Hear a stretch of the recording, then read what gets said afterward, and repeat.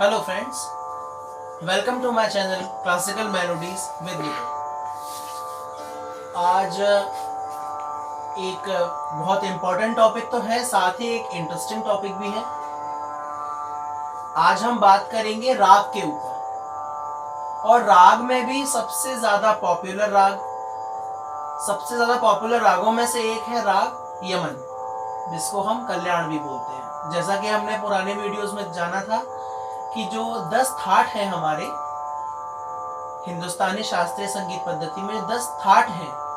उन 10 थाटों में से एक थाट है कल्याण, यानी कि इतना स्ट्रॉन्ग राग है कि इसके अंदर अपने दूसरे रागों को जन्म देने की या दूसरे रागों को बनाने की भी शक्ति है, इतनी क्षमता है इसके अंदर।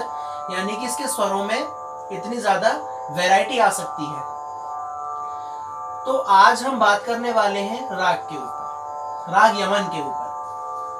राग यमन बहुत ही पॉपुलर राग है, बहुत सुंदर भी है, और हमारी टाइम थ्योरी के हिसाब से शाम के समय गाया बजाने जाने वाला राग है।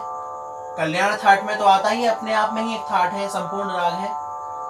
और इसके आरोह अवरोह कुछ इस प्रकार है।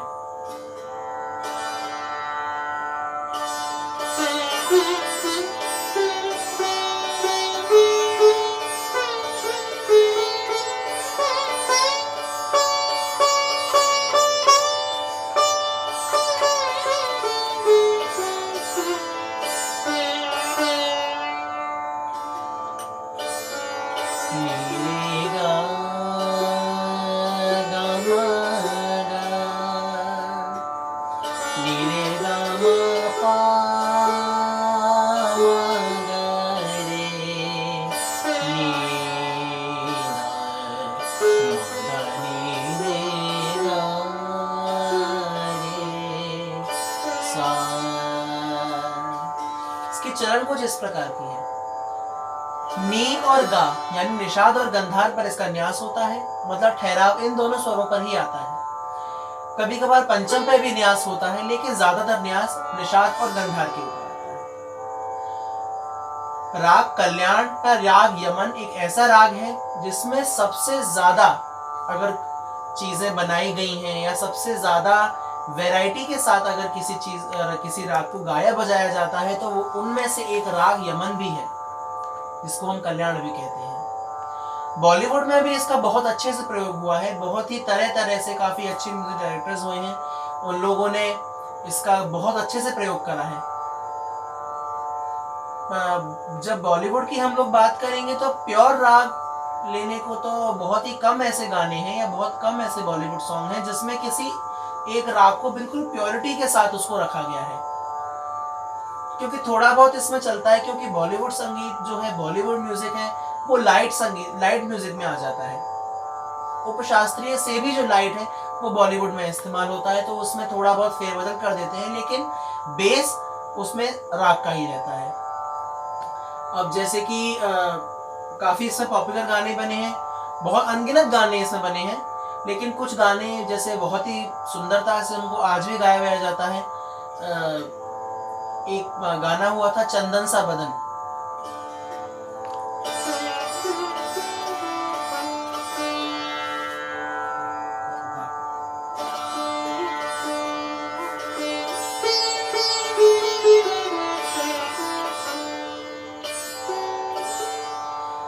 चंदन सा बदन चंचल चितवन, धीरे से तेरा ये मुस्कान।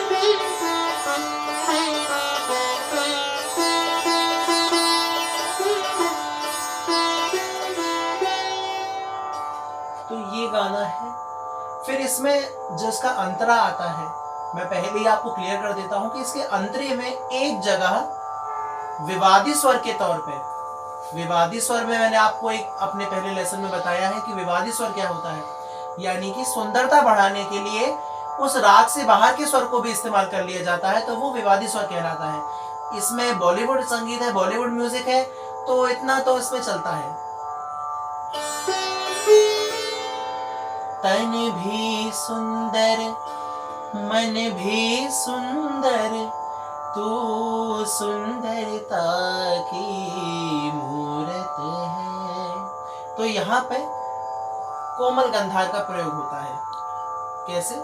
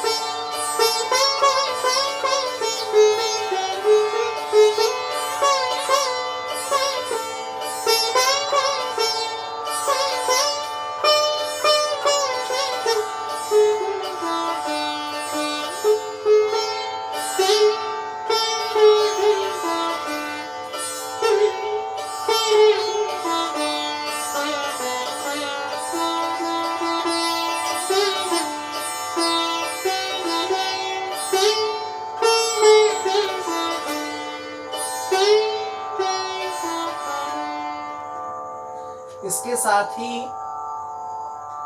आगे एक फिल्म आई राम लखन, उसका भी एक बहुत पॉपुलर गाना है। अगर आप जनरली इसको सुनेंगे तो शायद आप ना समझ पाए कि ये गाना भी इतना फास्ट बीट में है और डांसिंग मूड का गाना है, तो ये भी राग में है, जबकि वो बिल्कुल प्योर राग यमन में है। बहुत ताज्जुब वाली बात है कि इतने सुंदरता से रागों का इस्तेमाल करा है, तो उसको भी देखते हैं।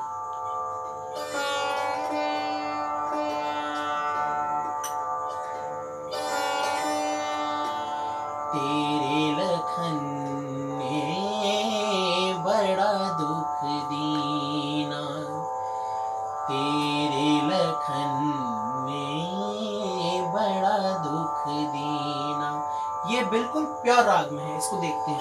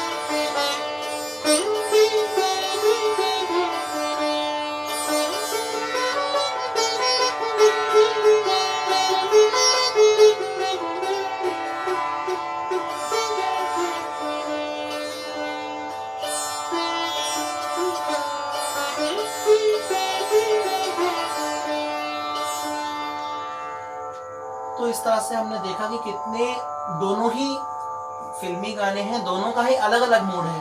पहले वाला गाना लगभग क्लासिकल मूड का ही गाना है, पुरानी फिल्म का है, सरस्वती चंद्र फिल्म का गाना है, पुराना गाना है। और साथ ही ये दूसरा गाना जो एक डांसिंग मूड का गाना है, लेकिन ये बिल्कुल प्योर राग में है। तो ऐसे ही हम अगले वीडियोस में भी जानेंगे कि इतनी सुंदरता से इतने सारे रागों को किस तरह से इस्तेमाल